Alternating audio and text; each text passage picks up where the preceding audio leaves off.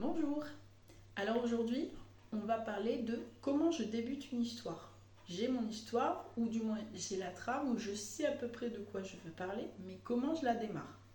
Alors on peut partir de plein de choses différentes. On peut partir d'un événement, d'une anecdote, de là où on est.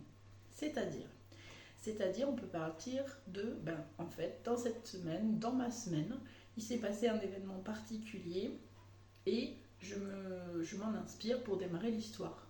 J'étais en train de marcher dans la rue lorsque tout à coup, voilà, vous avez votre début d'histoire. D'une anecdote, vous pouvez commencer d'une idée ou d'une petite chose qui s'est passée dont vous avez envie de parler. Une petite astuce pour cette histoire-là, vous savez, le trousseau de clés. Vous allez me dire, c'est-à-dire, eh bien, vous pouvez prendre une de vos clés de votre trousseau et essayer d'imaginer ou de raconter son histoire. Ça peut être un début d'histoire. J'avais commencé une histoire en disant, cette clé-là, elle me servait à ouvrir la porte d'une maison abandonnée, par exemple, et là, vous avez votre début d'histoire. On peut partir de là où on est. J'étais dans mon bureau en train d'écrire, par exemple, un mail, lorsque tout à coup, et là, vous commencez votre histoire. Vous pouvez vous inspirer également d'un endroit où vous êtes. Par exemple, Caroline s'est inspirée de l'ambiance des cafés où elle écrivait. Vous pouvez aussi, je ne sais pas, dire que vous êtes à la gare.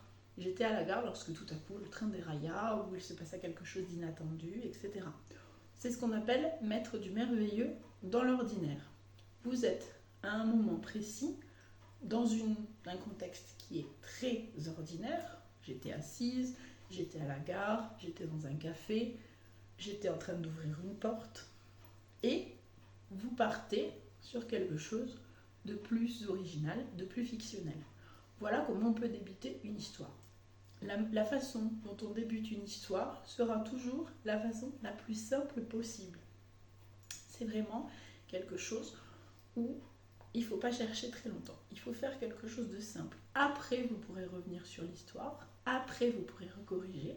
Mais on commence avec une phrase, avec une petite anecdote, avec quelque chose de simple. Et il ne faut pas chercher la complication. Vous pourrez toujours améliorer ensuite votre texte. Vous pourrez toujours créer un dialogue, des personnages, etc. Mais il y aura toujours cette petite phrase intéressante qui interpellera le lecteur.